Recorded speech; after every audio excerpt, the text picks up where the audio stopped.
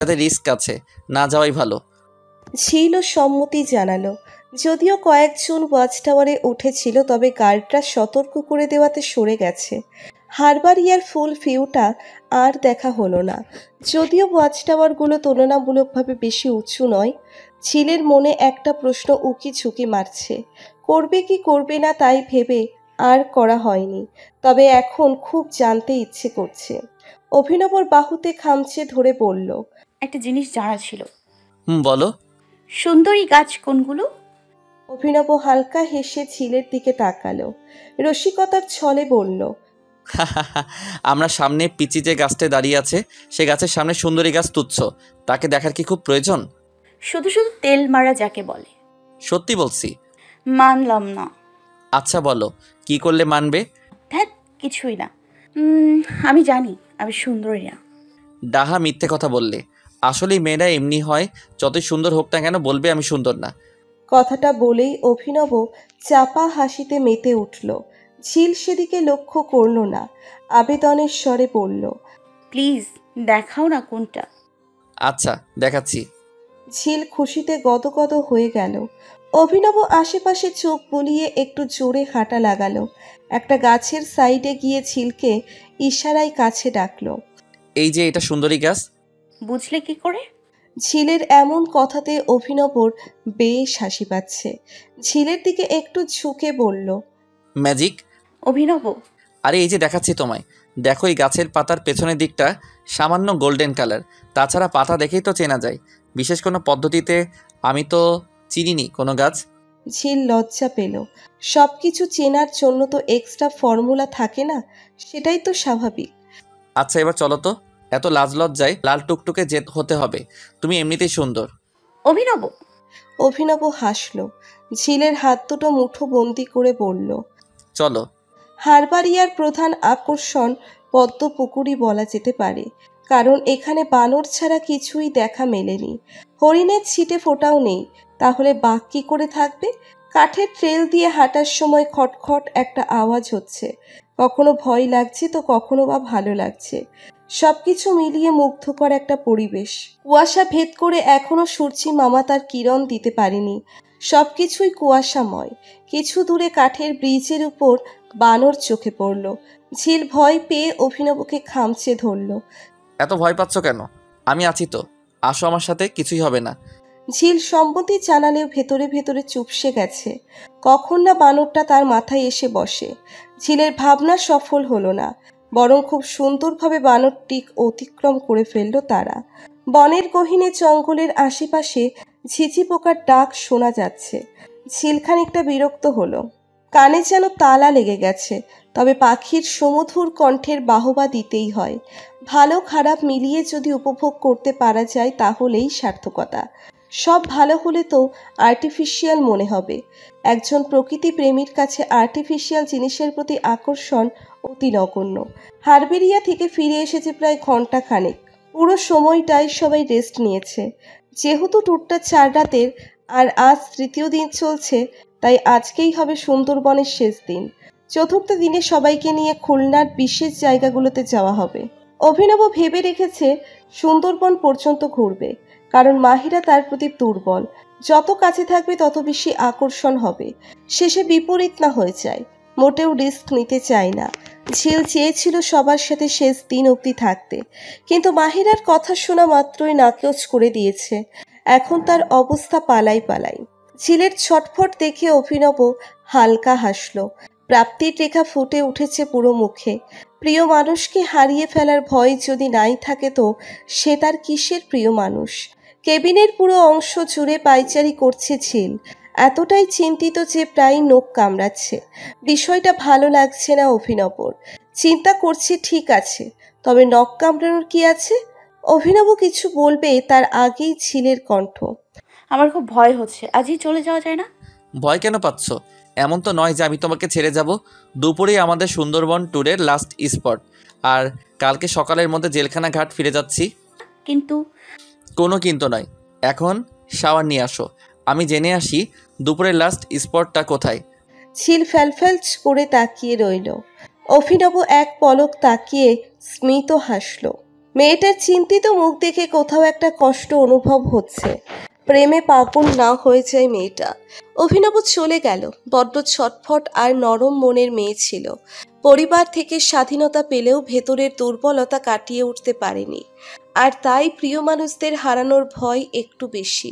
মাহিরের চোখে মুখে বিষাদের ছায়া। মাহিরার এমন আচরণে লজ্জিত সে। অভিনবর কাছেও যেতে পারছে না। এমন একটা পরিস্থিতিতে পড়তে হবে কখনোই ভাবেনি। মাহিরার বোঝা উচিত ছিল এমন বাচ্চাদের মতো আচরণ একদমই কাম্য নয়। ঝিলের সাথে অভিনবর কোনো সম্পর্ক আছে সেটা বোঝাই গেছে। একটা সামান্য পরিচিত মানুষের সাথে একই কেবিনে থাকবে এমনটা কতটা বিশ্বাসযোগ্য? মাহের, কি ভাবছো তুমি? এত চিন্তিত লাগছে। অভিনবর কণ্ঠে পেছন ফিরে তাকালো। দ্রুত চোখ সরিয়ে নিল। নিজেকে ধাতস্থ করলো সব ঠিক আছে, তবুও মনের শান্তি মিলল না। অভিনব আবারও ডাকলো। মাহির সামান্য হেসে বলল, আরে এই সময় এদিকে আসলে যে কোনো সমস্যা অভিনব? না, সমস্যা নেই, তবে জানতে এসেছিলাম আজকের লাস্ট স্পট কোথায়, যেহেতু কালকে আমরা চলে যাচ্ছি। কালকে চলে যাচ্ছ মানে? অভিনব একটু করে শ্বাস নিল। ঘড়িতে সময় দেখে বলল, আমি পার্কে সহ আশেপাশে যেতে আগ্রহী নই। সুন্দরবনে ঘুরতে এসেছিলাম, আর এখানে তো আজকে শেষ দিন। অভিনব, এটা কেমন কথা? অর্ধেক ট্যুর শেষ করেই চলে যাবে? ভাই, একটু বুঝো বিষয়টা। আমি একটা পার্সোনাল ইস্যু নিয়ে এসেছি, এটা তো জানোই। মামাদের বোঝাতে হবে, তাই একটু আগেই চলে যেতে চাচ্ছি। মাহিরের মনটা বিষিয়ে গেল। তার বুদ্ধির সম্পূর্ণ মস্তিষ্ক একটু হলেও বুঝতে পেরেছে মূল কারণটা। তাই খুব লজ্জা লাগছে। মাহিরের অস্বস্তি চোখে পড়ার মতো। অভিনব বেশ মনোযোগ দিয়ে তাকালো। কোনোভাবে কি মাহিরের বিষয় জানতে পেরে গেছে, নাকি ওদের বিষয় জানতে পেরে গেছে? সবকিছু মিলিয়ে মাহিরকে ভুল বুঝল। অভিনবর ভাবনার ছেদ ঘটল শাকিলের ডাকে। শাকিল হালকা হেসে অভিনবর সাথে গলা মেলালো। অমিত কাগজ হাতে এগিয়েই আসছে। অভিনবকে দেখে ঝরা হাসলো। হেই, তোমরা সবাই এখানে জড়ো হয়েছে যে? এমনি এসেছি। তা তোমার হাতের কাগজটা কিসের? অমিত কাগজটার দিকে একবার তাকালো। শাকিলের দিকে বাড়িয়ে পড়ল, দেখো তো আজকে লাস্ট শর্ট স্পট কোনটা?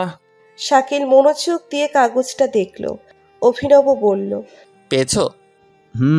মান্দারবাড়িয়া সমুদ্র সৈকত। যাক, ভালোই হয়েছে। শেষটা না হয় সমুদ্র দিয়েই হোক। অভিনব হালকা হাসলো।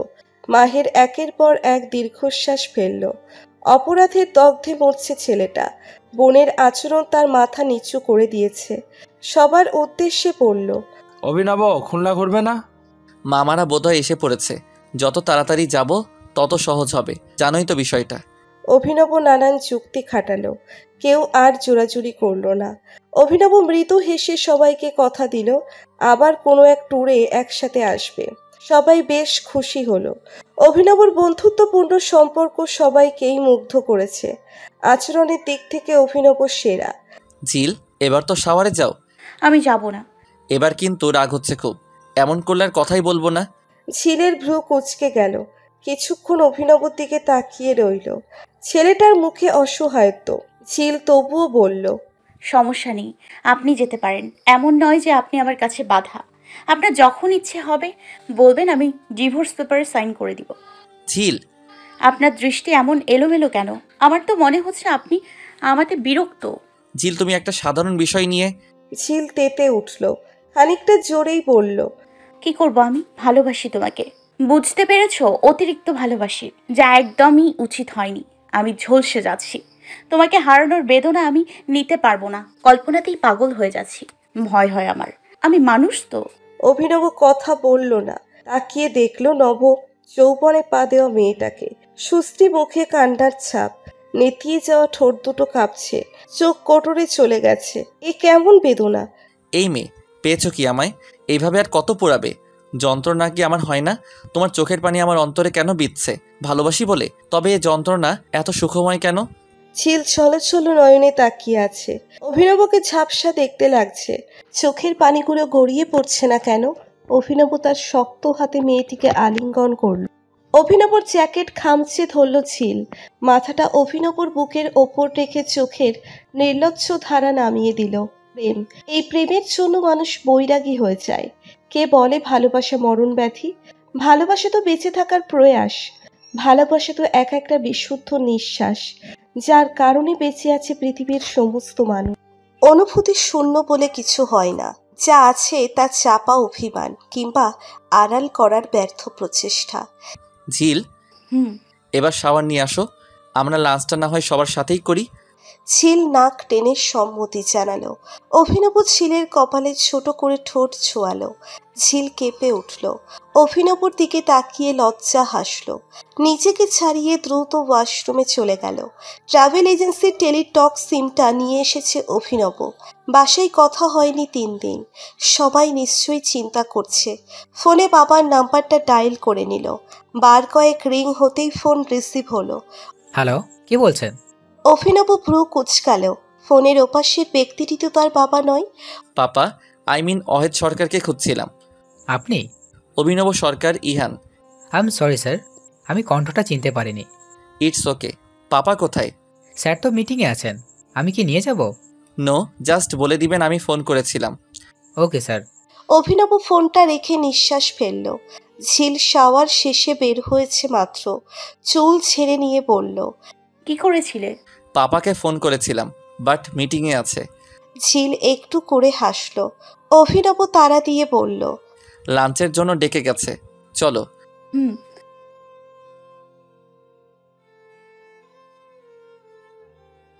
ঝিল চোখ বন্ধ করে নিল। সম্মতি জানালেও লজ্জা লাগছে। মৃদু হাসল সে। অভিনব সেই হাসি লক্ষ্য করে তাকালো। ঘড়ির কাঁটা টিকটিক করে বেজে উঠল, অর্থাৎ 1টা বাজে। অভিনবর মাথায় চড়াও করে উঠল। ঝিলের হাতটা ধরে কেবিন থেকে চলে আসলো। সবাই খাবারের জন্য ছাদে এসে জড়ো হয়েছে। পোলাওয়ের আইটেম দেখে ঝিল নাক কুচকাল। পোলাও খেলেই অস্থির লাগে তার। যদিও লাইট খাবার পছন্দ নয় ঝিলের, তবুও পোলাওয়ের সাথে গাঢ় ঝাঝালো তরকারি খেতে পারে না মেয়েটা। ঝিলের অবস্থা দেখে অভিনব সামান্য চিন্তিত হলো। কোনো সমস্যা ঝিল? আমার এসব খেলে অস্বস্তি হয়, অস্থির লেগে ওঠে। অভিনব একটু ভাবলো। বিফ আর ইলিশ মাছটা বাদ দিয়ে ঝিলের জন্য পোলাও, স্টেক, রায়তা, রোস্ট আর চিংড়ি মাছ নিল, সাথে একটু টক আচার। ঝিল মাথাটা নিচু করে আছে, খাবারের প্রতি অনীহা দেখা দিল। অভিনব একটা গ্লাসে করে রিফ্রেশিং ড্রিঙ্কস বানিয়ে নিল। প্রথমে 7 আপ নিয়ে নিল, সাথে বরফের টুকরো, পুদিনা পাতা আর অল্প করে লেবুর রস। চিনিটা দিল না, কারণ 7 আপের চিনির পরিমাণ একটু বেশিই থাকে। এটা খাও। এটা কি? Refreshing drinks. ও। ঝিল একটু মুখে দিল, মুহূর্তেই শিরশির করে উঠল শরীর। অভিনব হালকা হেসে বলল, এটা ক্লান্তি দূর করবে। আর বিফ আর ইলিশ বাদ দিয়ে খাবার এনেছি, টক আচার দিয়েছি। এবার অত অসুবিধা হবে না, যতটুকু পারবে ততটুকুই খেও। ঝিল মাথা ঝাঁকালো। অভিনবর দিকে কৃতজ্ঞতার দৃষ্টি রেখে টেবিলে বসল। অভিনব সবার সাথে কথা বলতে চলে গেল। ঝিল একটু একটু করে খাচ্ছে। ঝিলের খাবার যখন অর্ধেক শেষ হয়েছে, তখন অভিনব খেতে বসলো। খাওয়া শেষে দুজনেই সবার সাথে আড্ডা দিতে ব্যস্ত হয়ে পড়ল। পাপড়ির কাঁধে মাথা রেখে বসে আছে ঝিল। পাপড়ি ভারী নিঃশ্বাস ফেলে বলল, এভাবে চলে যাবে? আবার দেখা হবে তো আপু? কিন্তু ঝিল, আর একটা দিনই তো। দীর্ঘশ্বাস ফেলল ঝিল। পাপড়ির হাত দুটো মুঠোয় নিয়ে বলল, একটু সমস্যা আছে, আমাকেও বাসায় ফিরতে হবে। এমনিতেই 3 দিন ধরে কারোর সাথে কথা বলি না, এখন একটা দিনও খুব গুরুত্বপূর্ণ। পাপড়ি অল্প করে হাসলো। মেয়েটার মাথায় হাত বুলিয়ে বলল, আচ্ছা যাও, তবে ফোন করতে ভুলবে না কিন্তু। ঝিল অল্প করে হাসলো। এই একটা মানুষ যাকে ট্যুরে সব থেকে আপন লেগেছে। খুব করে বলতে ইচ্ছে হচ্ছে অভিনবর সাথে সম্পর্কটা, তবুও থেমে গেল ও। সঠিক সময়ে অভিনব তো জানাবেই সবাইকে। কেবিনে এসেছে মিনিট 10। এখন সময় দুটো পেরিয়েছে। অভিনবর দেওয়া মেনুতে ঝিলের অস্থির লাগেনি, বরং রিফ্রেশিং ড্রিঙ্কসটা খেয়ে রিফ্রেশই লাগছে। ঝিলের দিকে একটু করে তাকিয়ে আবার ব্যাগ গোছাতে লাগলো অভিনব। ব্যাগ গোছানো শেষে ঝিলের পাশে বসলো। বেশ সাহস জুগিয়ে ঝিলের কানের কাছে মুখ নিয়ে ফিস ফিস করে বলল, কাল আমাদের সাথে থাকবে তুমি? ঝিল কেঁপে উঠল। এই কথা বলার জন্য এতটা কাছাকাছি আসার কি প্রয়োজন? অভিনবর থেকে ছিটকে দূরে সরে গেল। অভিনব মৃদু হাসল। ঝিলের হাত দুটো টেনে ধরে কাছে নিয়ে আসলো। অগোছালো চুলগুলো আরেকটু এলোমেলো করে দিয়ে বলল, ভয় নেই, আমি সংযত থাকতে পারবো। ঝিল দাঁত দিয়ে জিভ কাটল। ছেলেটা কোনো কথার সাথে কোনো কথা মেলাচ্ছে। যত দিন যাচ্ছে তত বেশি লজ্জায় পড়তে হচ্ছে। বোর্ড ছেড়ে মান্দার বাড়িয়ার উদ্দেশ্যে। সুন্দরবনের দক্ষিণ পশ্চিম কোণে অভয় অরণ্য অবস্থিত। এখানকার গভীর অরণ্যে ছোট ছোট ক্ষুদ্র জীব থেকে রয়েছে বাঘ, হরিণ, বন্য শূকর, বানর, কুমির, কচ্ছপ, সাপ, কাকড়া ইত্যাদির সমারোহ। এছাড়াও এই স্থানে আরও একটি আকর্ষণীয় জিনিস হলো সাগরের বড় বড় ঢেউ। এখানে সমুদ্র সৈকতে আছড়ে পড়া বিশাল বড় বড় ঢেউগুলো দেখতে সত্যিই খুব মনোমুগ্ধকর। এছাড়াও প্রকৃতির অপূর্ব সৌন্দর্য ও জীববৈচিত্র্যের ভরপুর দুর্গম এই স্থানটি। সবাই ঠিক করে নিয়েছে মান্দার বাড়িয়াতে কেউ গোসল করবে না, কারণ ঢেউগুলো বেশ বড় বড়। মাহিরার চোখে মুখে সামান্য বিরক্তি। অভিনবর পাশে ঝিলকে মেনে নিতে পারছে না। মাহির বেশ বিরক্তি মাহিরার আচরণে। আফরাকে চোখ দিয়ে ইশারা করলো মাহিরাকে বোঝাতে। আফরা ফ্যালফ্যাল করে তাকিয়ে রইল। মাহিরা কোনো কালেই তার কথা শোনে না। মাহিরা দীর্ঘশ্বাস ফেলে আফরার সাথে জায়গা বদল করলো। মাহিরাকে বোঝাতে হবে, এভাবে মেয়েটা নিজেও কষ্ট পাবে আর ভুল করেও বসবে। ঝিল, হুম। মান্দার বাড়িয়াতে সাঁতার কাটবে? আমি তো সাঁতার পারি না, আর সবাই বলল বেশ বড় বড় ঢেউ। অভিনব আশ্বাসের স্বরে বলল। ভয় পাচ্ছ কেন? আমি আছি না, আমি তোমাকে নিয়ে সাঁতার কাটবো। কোনো কিন্তু নয়, শুধু বিশ্বাসটা রেখো। ঝিল ভেগা ভেগা হয়ে তাকালো।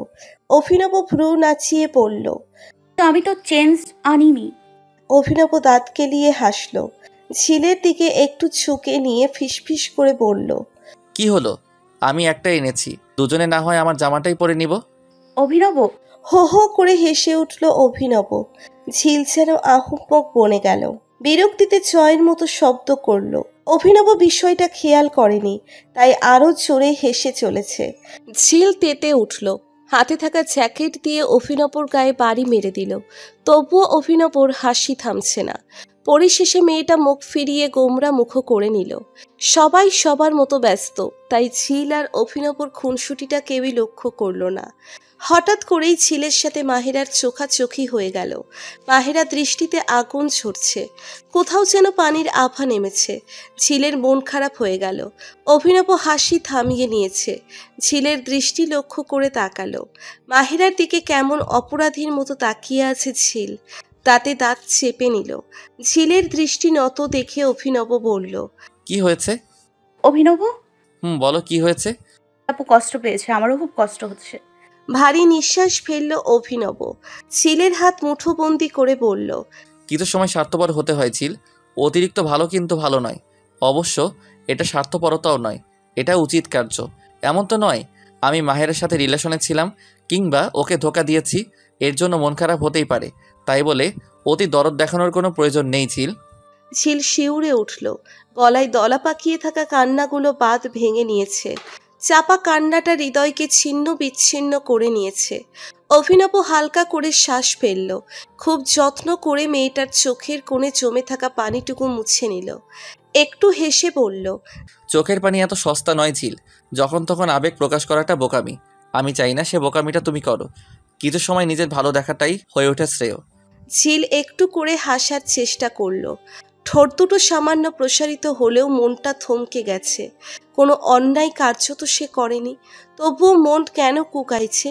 প্রায় 4টের দিকে সবাই মান্দারবাড়িয়া সমুদ্র সৈকতে এসে পৌঁছল। সমুদ্র সৈকতের প্রধান আকর্ষণ বড় বড় ঢেউয়ের ছিটে ফোঁটাও দেখা গেল না। সবাই মন খারাপ করে নিল, তবে অভিনব মন খারাপ করল না। অভিনব তীক্ষ্ণ মস্তিষ্ক বলছে কিছুক্ষণের মাঝেই ঢেউ আসবে। সবাই তীর ধরে হাঁটতে লাগলো। পরিচ্ছন্ন সমুদ্র সৈকতটাকে কক্সবাজারের শাখা সৈকত হিসেবে তুলনা করা যেতেই পারে। একটু দূরে রয়েছে বিশ্রাম করার জন্য কাঠের খাট। কেউ কেউ সেখানে বসেও রয়েছে। মিনিট 10 যেতেই অভিনব বলল। চলো সমুদ্রে নেমে যাই। আমি তো চেঞ্জ আনিনি। আরে বোকামি, আমি চেঞ্জ এনেছি তো, দেখো তোমার ব্যাগে এক্সট্রা জামা ভরে দিয়েছি। সত্যি? আরে হ্যাঁ। ঝিল খুশিতে গদগদ হয়ে গেল। অভিনবর বাহু জোরে চেপে ধরল। বোধহয় কিছুটা ছিলেও গেছে, তবুও অভিনব হাসল। ঝিলের দিকে মোহনীয় দৃষ্টি রেখে বলল। জলরাশির থেকেও বেশি সুন্দর তুমি, আকাশের থেকে বেশি পরিচ্ছন্ন তুমি, হৃদয়ের থেকেও বেশি দামি তুমি। ঝিল মাথা নিচু করে নিল। লজ্জা হাসিতে রাঙা হয়ে গেছে। অভিনব ঝিলকে একটু কাছে টেনে নিল। মেয়েটার শ্বাস প্রশ্বাস যেন কয়েক গুণ হয়ে গেছে। অভিনবর বুকে হাত রেখে মাথা নত করে রাখল। অভিনব অধর কোণে হাসি ফুটিয়ে একটু ঝুঁকল। ঝিলের কানের উল্টো পিঠে হাত দিয়ে স্লাইড করে বলল, আমি তোমাকে ভালোবাসি ঝিল। তোমার জায়গা মাথা নত করে রাখা নয়, মাথা উঁচু করে রাখা। ঝিল তাকালো। অভিনব একটু ঘোর লাগা চোখে বলল, আমার কাছে লজ্জার চরম পর্যায়ে তোমার জন্য হারাম হয়ে গেছে ঝিল। তুমি শুধুই আমার, যার প্রতিটি শিরায় শিরায় আমার অধিকার। ঝিল আর থাকতে পারল না। নিজেকে ছাড়িয়ে নিয়ে একটু পরে সরে গেল। আকাশের দিকে তাকিয়ে রইল। অভিনব তার অন্তরকে ছিন্ন বিচ্ছিন্ন করে দিচ্ছে। এত ভালোবাসার যোগ্যতা আদেও কি আছে ওর? হঠাৎ হাতে টান অনুভব করলো। পেছন ঘুরে তাকানোর সুযোগ হলো না। তার আগেই অভিনব তাকে নিয়ে ছুট লাগালো। একটু একটু করে ঢেউ হচ্ছে, সবাই সেদিকেই ছুটছে। অভিনব ঝিলকে লাইফ জ্যাকেট পরিয়ে দিল। তারপরই সমুদ্রে নেমে গেল। ঢেউয়ের গতি বাড়ছে। ঝিলের আত্মা কেঁপে উঠল। অভিনব, আমার খুব ভয় হচ্ছে। আমি আছি তো, ভয় কিসের? আমার হাতটা ধরে রাখো। অভিনব। আচ্ছা, আমি ধরছি। অভিনব কিছু ঝিলের হাত শক্ত করে, তাতেও ঝিলের ভয় কাটল না। অভিনব এক হাতে ঝিলকে জড়িয়ে ধরল। অভিনবর স্পর্শ গায়ে লাগতেই ঝিল চমে গেল। প্রচণ্ড অস্তিত্বে নেতিয়ে পড়ল। অভিনব সেটা লক্ষ্য করে একটু হাসল। মেয়েটাকে টেনে একদম কাছে নিয়ে আসলো। দুজনের নিঃশ্বাস একে অপরের চোখে মুখে এসে লাগছে। এতেই দুজনের মনে প্রেমের জোয়ার নেমে গেছে। অভিনব, আমি পাগল হয়ে যাব, তুমি প্লিজ আমায় ছেড়ে দাও। অভিনব ঘোর লাগা কণ্ঠে বলল, আমাকে গ্রহণ করার শক্তি সঞ্চয় করে নাও বউ। আমি বেসামাল হয়ে পড়েছি। অভিনব। অভিনব ঝিলের দিকে আরেকটু এগিয়ে আসলো। নাকে নাক ঘেঁষে বলল, তুমি আমার জীবনের সেরা অনুভূতি, যে অনুভূতিতে মত্ত আমি, যার অস্তিত্বে থাকবে শুধু আমার বিচরণ। ঝিল চোখ বন্ধ করে নিয়েছে। বুকের ভেতর হাতুড়ি পেটার মতো শব্দ হচ্ছে। অভিনব তাকে পাগল করে ফেলবে। অভিনবর পিঠ খামছে ধরল। মেয়েটার মস্তিষ্ক অভিনবতে হারিয়ে যাচ্ছে। হঠাৎ করে একটা ভয়ঙ্কর কাজ করে ফেলল। অভিনবর গলা পেঁচিয়ে ধরে গালে চুমু খেয়ে নিল। অভিনবর স্পর্শও গাঢ় হলো। চোখ বন্ধ করে অভিনবকে অনুভব করতে লাগলো প্রেমময় তৃষ্ণা, ভালোবাসার অনুভূতি, যা ওদের জন্য হালাল। ঢেউ যেন গর্জন তুলছে। শা শা করে বাতাস বইছে, সেই বাতাস কানে এসে লাগছে। মুহূর্তেই বড় বড় ঢেউ খেলতে লাগলো। অভিনব ঝিলকে শক্ত করে ধরে রাখলো। অভিনব, ভয় পেও না, ঢেউয়ের মাঝে হারানোর মজা রয়েছে। কিন্তু লাইফ জ্যাকেট পরে আছো না, একটু ভয় পেও না। ঝিল মাথা ঝাঁকালো। বিশাল এক ঢেউ ওদের দিকে তেড়ে আসতেই মেয়েটা চোখ সরিয়ে বন্ধ করে নেয়। দুহাতে জড়িয়ে ধরল অভিনবকে। ততক্ষণে ঢেউ ওদের নিয়ে গেছে অনেক দূরে। ঝিল তাকাও, না হলে একটু মজা পাবে না। আমার ভয় হচ্ছে অভিনব। তাকাও বলছি। না, আমার খুব ভয় করছে। ছেড়ে দিব কিন্তু। ঝিল ভয় পেয়ে গেল। হালকা করে চোখ মেলে তাকালো। অভিনব ঝরা হেসে ঝিলকে ছুড়ল। অভিনব, ভয় পেও না, আমি তোমার হাত ধরে রেখেছি। ঝিল শুধু ভয় পেল, তবে এবার চোখ মেলেই তাকালো। বিশাল ঢেউ এসে ওদের দোল খাওয়াতে লাগলো। পরপর কয়েকবার ঢেউ আসলো। ঝিলের ভয়ে একদম কেটে গেল। খিলখিল করে হেসে উঠল। অভিনবর সাথে দারুণ এক সময় উপভোগ করছে সে, কিছুটা ছোটবেলার কার্টুনের মতো। প্রায় 20 মিনিট ঢেউয়ের সাথে খেলা করে ঝিল ক্লান্ত হয়ে পড়ল। অভিনবর শরীরে ক্লান্তির ছিটে ফোটাও নেই। মেয়েটার অবস্থা বুঝতে পেরে তীরে এসে পড়ল। ঝিল বারবার মানা করলো, কারণ সে আরো কিছুক্ষণ থাকতে চায়। অভিনব শুনল না। সবাই ওদের দিকে তীক্ষ্ণ দৃষ্টি দিয়ে আছে। অভিনব একটু করে হাসলো। গায়ের জ্যাকেটটা প্রথমেই ঝিলের গায়ে জড়িয়ে পড়ল। ঝিলকে ইশারা করে পাশেই দাঁড়াতে বলল। ট্রাভেল এজেন্সির একজন গার্ড বললেন, আপনি দেখছি বেশ দক্ষ। সচরাচর এই ঢেউয়ে পা ফেলতেও ভয় পাই সবাই, আর আপনি সাঁতারও কেটে নিলেন, তাও আরেকজনকে নিয়ে। এটা তোমার অভ্যাস। আমি বহুবার ঢেউয়ের সাথে সাঁতার কেটেছি, এটা তো কমই ছিল। আমাদেরও নিতে পারতে। অমিতের কথাতে অভিনব হাসলো। ঝিলের দিকে এক পলক তাকালো। মেয়েটা লজ্জায় মাথা নিচু করে আছে। প্রকৃতির সাথে আমার উঠা বসা, ঝিল মানেই তো বিশাল জলধারা, তাই ওকেই নিয়ে গেলাম। অভিনব উত্তরে সবাই হাসলো। সবাইকে বিদায় জানিয়ে অভিনব হাঁটা বসালো। পরপর 2 দিন পানিতে সময় কাটালো। কনকনে শীতের মাঝে ঠান্ডা লেগে যাওয়ার আশঙ্কা রয়েছে। এইভাবে থাকলে নির্ঘাত নিউমোনিয়া হয়ে যাবে। ঝিলকে নিয়ে চেঞ্জিং সেন্টারের থেকে চেঞ্জ করে নিল। ঝিলের দিকে 2টো বোতল এগিয়ে দিয়ে বলল,